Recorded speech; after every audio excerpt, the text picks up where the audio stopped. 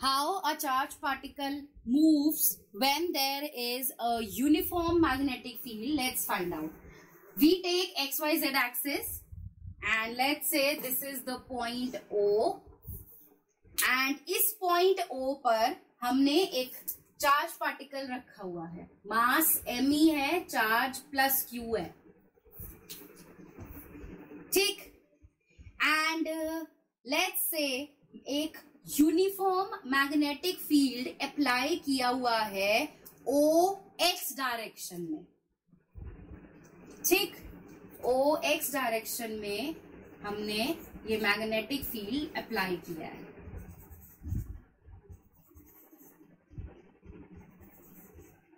And this is uniform. Just be clear with this in your mind, okay?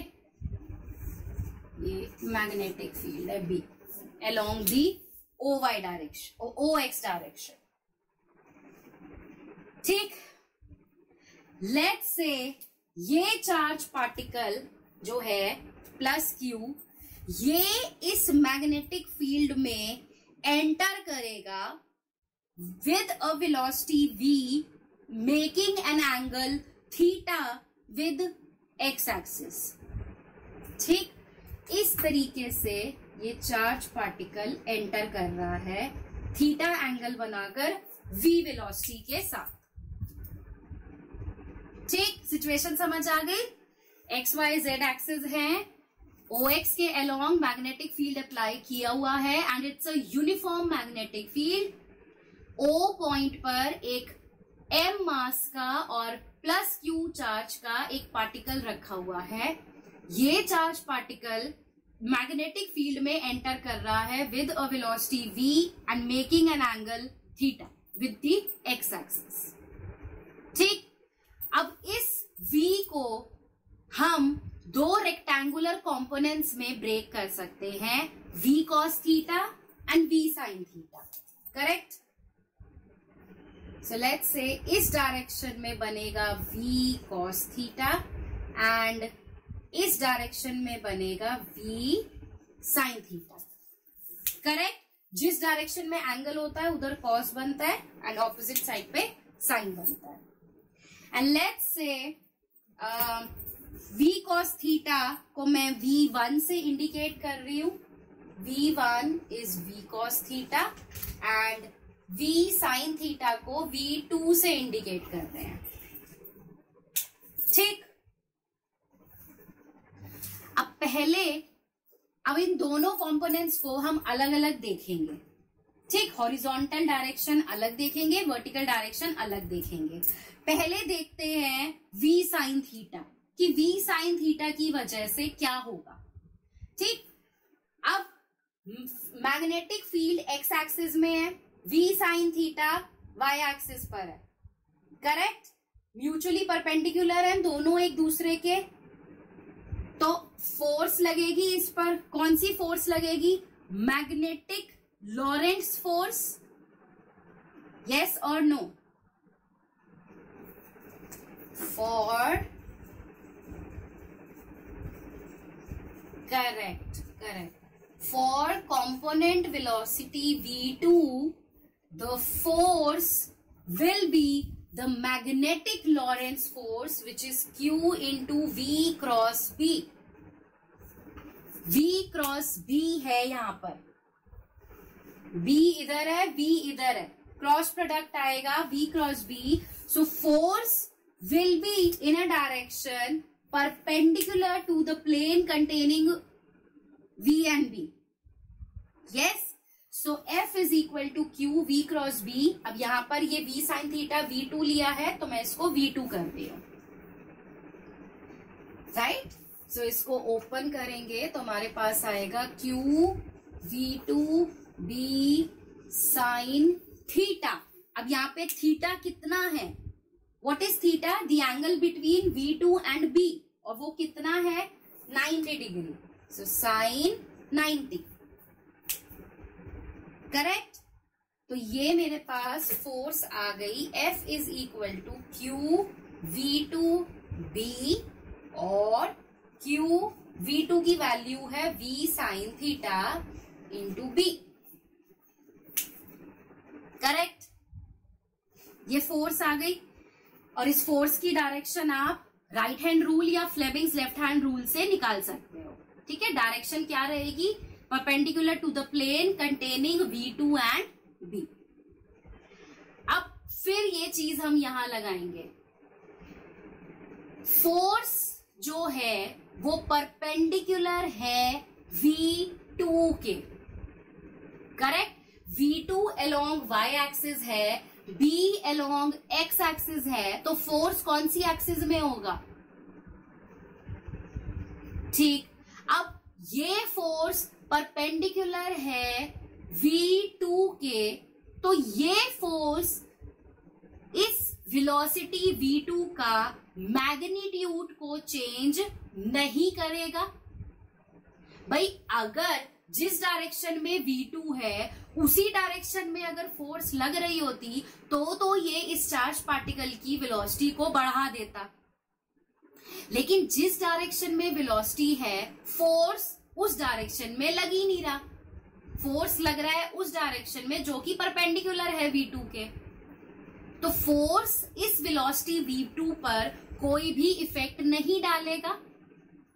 So this force cannot change the magnitude of this velocity V2, but yes, force लगने की वजह से direction जरूर change कर देगा वो particle की। समझो इस पॉइंट को।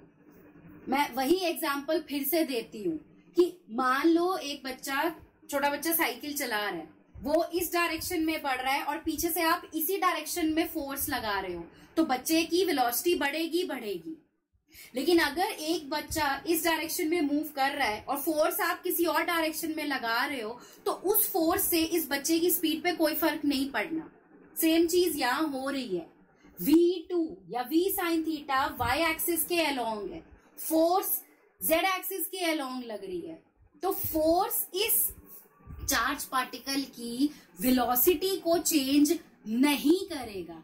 But yes, since charge particle पर फोर्स लग जरूर रही है, तो ये फोर्स उस चार्ज पार्टिकल की जो डायरेक्शन है मोशन की उसको जरूर बदलेगा, एंड हेंस ये फोर्स इस चार्ज पार्टिकल को एक सर्कुलर पाथ में घुमाना शुरू कर देगा।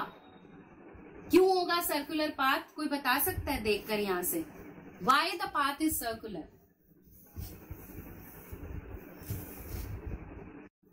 सो ये जो फोर्स लग रही है, it will not change the magnitude of the velocity V2, but it will change the direction of motion, and hence इस फोर्स की वजह से द चार्ज पार्टिकल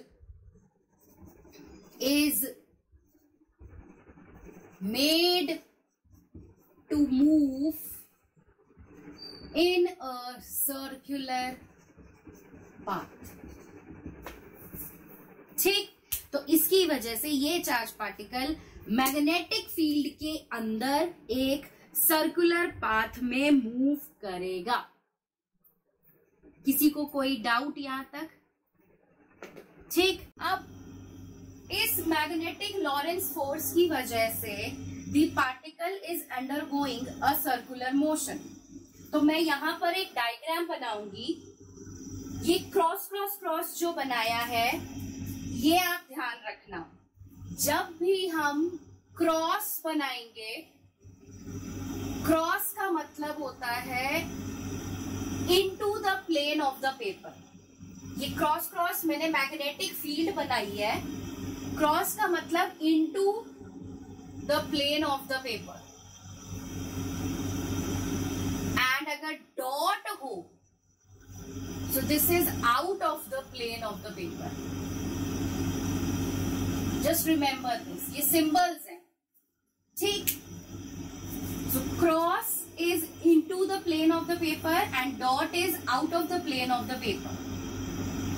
ठीक, इसको याद रखने का तरीका क्या है? क्रॉस बना लो कि inside there is no entry, कुछ इस तरीके से आप याद रख सकते हो. So cross is into the plane of the paper and dot is out of the plane of the paper. तो मैंने यहाँ पर क्रॉस क्रॉस बनाया है. इसका मतलब the direction of the magnetic field is into the plane of the paper. ठीक. And ये पार्टिकल आपका सर्कुलर मोशन एग्जिबिट कर रहा है. So this is a circle और इसके अंदर ये पार्टिकल आपका सर्कुलर मोशन में घूमेगा. Correct. Fleming's left hand rule लगाकर जब हम फोर्स की डायरेक्शन निकालेंगे तो हमें पता लगेगा that the force will be acting inwards. Force की direction, let's say this is a, c and D.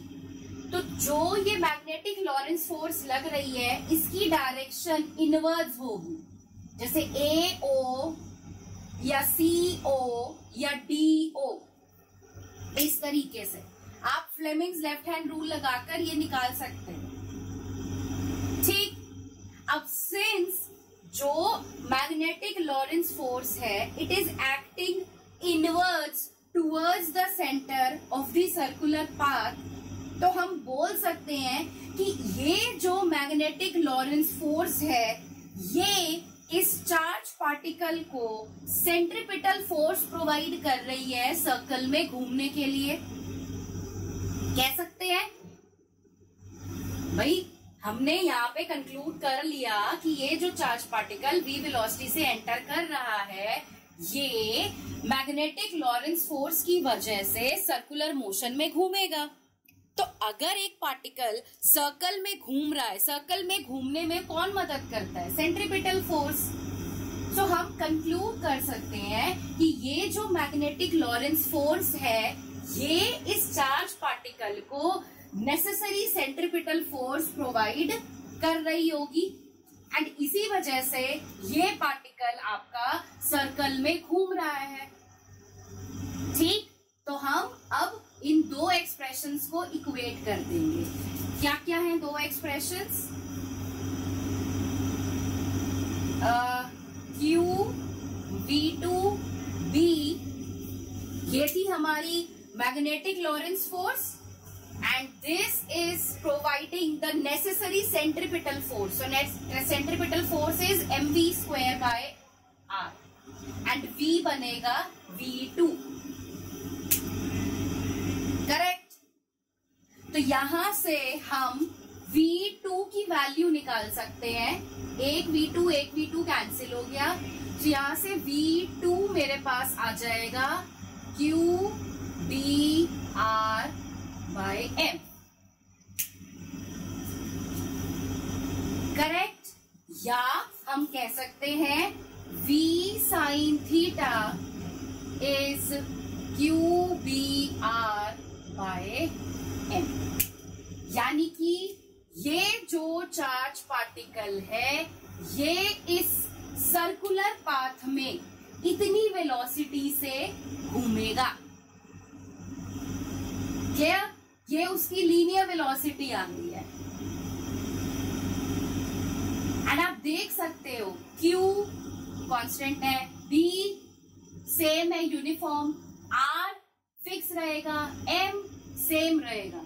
यानी कि ये चार्ज पार्टिकल एक कांस्टेंट स्पीड से इस सर्कुलर मोशन में घूम रहा है पर वेलोसिटी कांस्टेंट नहीं है. क्यों वेलोसिटी कांस्टेंट नहीं है? Because velocity is given by tangent to this circle, right. Circular motion में वेलोसिटी की डायरेक्शन टेंजेंशियल होती है.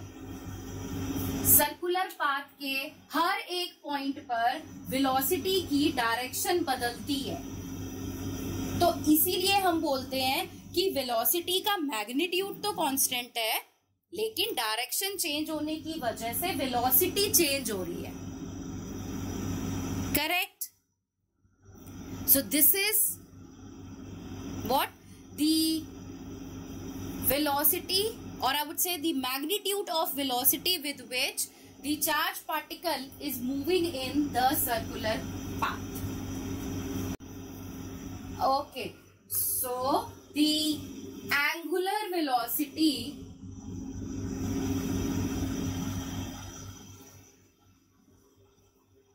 Omega is v over r, या मैं लिखूं v2 ओवर r। अभी हम सिर्फ v साइन थीटा के बारे में बोल रहे हैं, v कॉस थीटा के बारे में अभी हमने कोई इंफॉर्मेशन नहीं दी है, ठीक है। So omega is v2 by r या v sine theta by r। r क्या है? इसका रेडियस, सर्कुलर पाथ का, ठीक। और v साइन थीटा की जगह पे हम b q r by m लिख सकते हैं, करेक्ट। तो ये r और r कैंसिल हो गया, so omega is b q by m। ये आपके पास एंगुलर वेलोसिटी का एक्सप्रेशन आ गया। सिमिलरली अगर एंगुलर वेलोसिटी के साथ साथ अब मुझे निकालना हो फ्रीक्वेंसी, कितनी फ्रीक्वेंसी से ये चार्ज पार्टिकल रोटेट कर रहा है, तो फ्रीक्वेंसी का क्या फॉर्मूला है?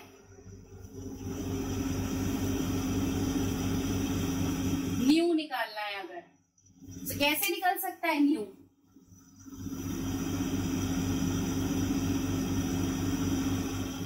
यस, हमारे पास फॉर्मूला है omega is equal to 2 pi nu.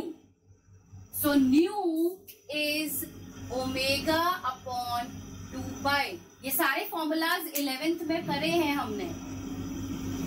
So nu is omega upon 2 pi. Omega अभी आपने कैलकुलेट करा, सो न्यू आ गया मेरे पास B Q upon 2 pi M. ये फ्रीक्वेंसी आ गई मेरे पास, frequency of rotation, correct. So अगर मुझे निकालना हो टाइम पीरियड, कितना टाइम ये चार्ज पार्टिकल लेगा एक कंप्लीट रेवोल्यूशन कंप्लीट करने में, सो कितना टाइम पीरियड होगा? Correct. So time period t is 1 by nu। Time period is the reciprocal of frequency.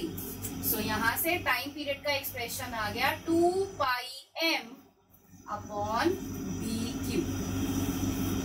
This is the time period, correct.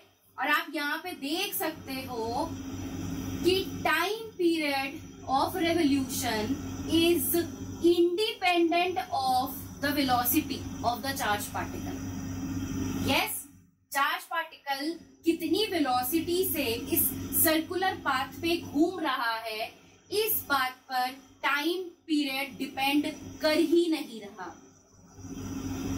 Yes, इसका मतलब मान लीजिए मेरे पास कुछ चार्ज्ड पार्टिकल्स हैं जिनके लिए Q बाय M की वैल्यू सेम है, सपोज, ठीक।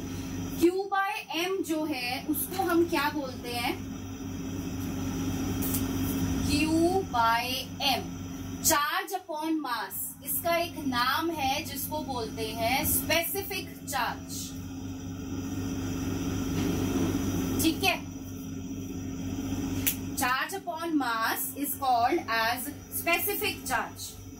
तो अगर मान लीजिए मेरे पास दो ऐसे चार्ज पार्टिकल्स हैं जिनका स्पेसिफिक चार्ज सेम है, ठीक, लेकिन वो दोनों चार्ज पार्टिकल अलग अलग वेलोसिटी से मूव कर रहे हैं, क्लियर? तो सेम Q बाय M होने की वजह से 2 पाई और B तो पहले ही सेम है। तो अगर दो चार्ज पार्टिकल्स ऐसे हैं जिनका स्पेसिफिक चार्ज सेम है लेकिन दोनों अलग अलग वेलोसिटी से मूव कर रहे हैं, तो भी वो दोनों चार्ज पार्टिकल्स सेम टाइम में ये सर्कुलर पाथ कवर करेंगे। और कौन सी वेलोसिटी की वजह से होगा वो? v साइन थीटा की वजह से। v कॉस थीटा अभी नहीं है पिक्चर में, समझ आई मेरी बात? टाइम पीरियड डिपेंड कर रहा है 2 पाई m b q पर, ठीक। 2 पाई ऑलरेडी कांस्टेंट है, बी हमने यूनिफॉर्म रखा है, ठीक। बचा क्यू और एम। मैंने आपको क्या बोला कि Q by M specific charge होता है, तो अगर दो चार्ज पार्टिकल्स या दो से ज्यादा ले लो, कुछ चार्ज पार्टिकल्स ऐसे हैं जिनके लिए क्यू बाय एम सेम है, चार्ज बाय मास सेम है, तो ऐसे चार्ज पार्टिकल्स अगर डिफरेंट v साइन थीटा से एक मैग्नेटिक फील्ड में एंटर करेंगे, तो वो सारे के सारे चार्ज पार्टिकल्स सेम टाइम में ही पूरा एक रेवोल्यूशन कंप्लीट करेंगे। टाइम पीरियड वेलोसिटी पे डिपेंड नहीं कर रहा। एक पार्टिकल धीरे घूमे, एक पार्टिकल तेज घूमे, इट डजंट मैटर, दोनों पार्टिकल सेम टाइम में पूरा एक सर्कल कंप्लीट कर लेंगे। Now v cos theta, which is v1, it is acting along OX, ठीक। v1 which is v cos theta, it is acting along OX, x axis की तरफ है ये, क्लियर। मैग्नेटिक फील्ड जो है वो भी हमारी कहां लग रही है, OX की तरफ, ठीक। v cos थीटा भी इधर ही है, मैग्नेटिक फील्ड भी इधर ही है, सो दोनों के बीच में कितना एंगल बन गया,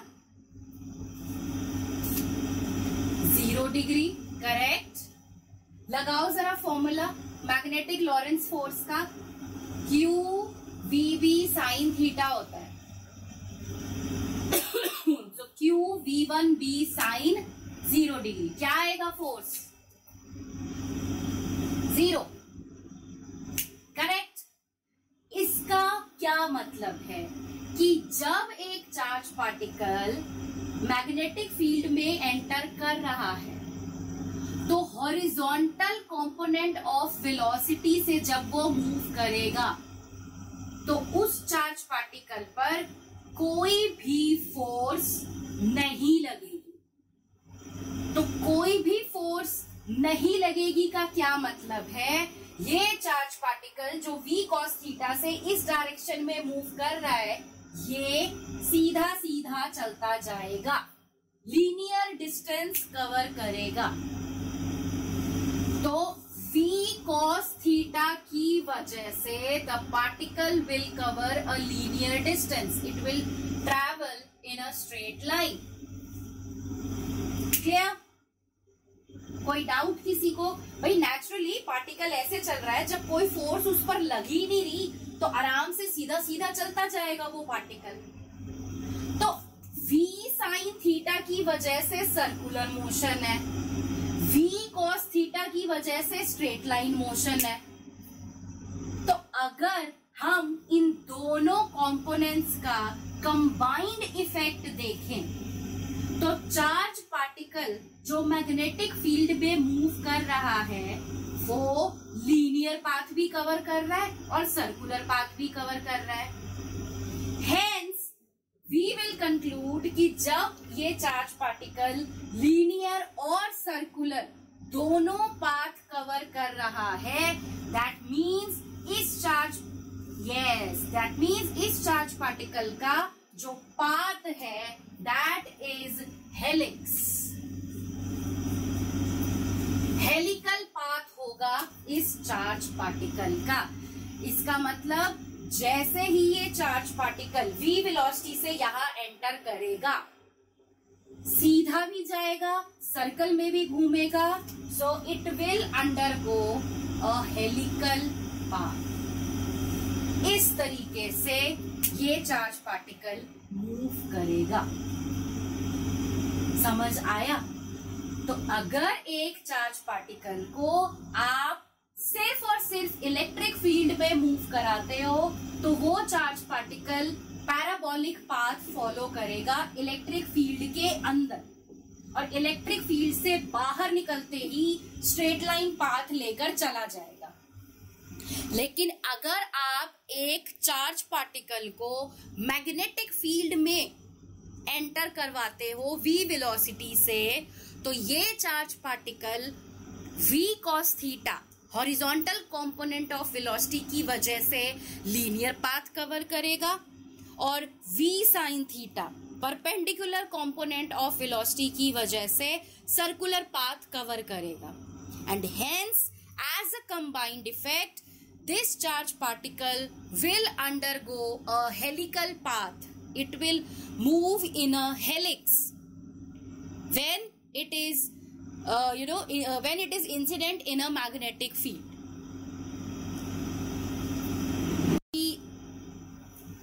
ये जो चार्ज पार्टिकल है ये v cos थीटा की वजह से एक लीनियर पाथ कवर कर रहा है, right? And v sin theta की वजह से सर्कुलर पाथ कवर कर रहा है। अब कितना लीनियर डिस्टेंस ये चार्ज पार्टिकल इस मैग्नेटिक फील्ड में कवर करेगा इन 1 रेवोल्यूशन, मतलब जब एक बार ये चार्ज पार्टिकल पूरा सर्कल कवर करेगा, एक रेवोल्यूशन में कितना लीनियर डिस्टेंस ये चार्ज पार्टिकल मूव करेगा, उसे बोलते हैं पिच ऑफ हेलिक्स। समझ आया? स्क्रू गेज में पिच पढ़ा था हमने, याद है? स्क्रू गेज में पिच जब हम पढ़ते थे तो क्या पढ़ा था कि कितना एक सर्कल पूरा घुमाने में कितना लीनियर डिस्टेंस वो स्केल कवर करता था। सेम चीज यहाँ पर है कि एक चार्ज पार्टिकल जब सर्कुलर पाथ में घूम रहा है तो एक रेवोल्यूशन कंप्लीट करने पर कितना लीनियर डिस्टेंस ये पार्टिकल कवर करेगा, वो क्या देगा मुझे? Pitch of helix. And pitch निकालने का फॉर्मूला क्या है? पिच इज, अब लीनियर डिस्टेंस निकालना है, इसका मतलब v cos थीटा हमें लेना है। Yes, so velocity is distance upon time, so distance is velocity into time. अब लीनियर डिस्टेंस की बात कर रहे हैं तो हॉरिजॉन्टल वेलोसिटी कंसीडर करेंगे, सो d is v1 into t, correct?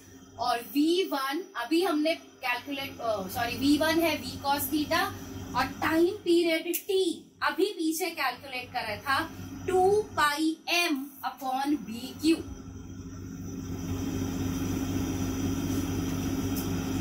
Correct? तो बस ये आ गया पिच ऑफ हेलिक्स का formula, v cos theta into 2 pi m upon bq। Clear?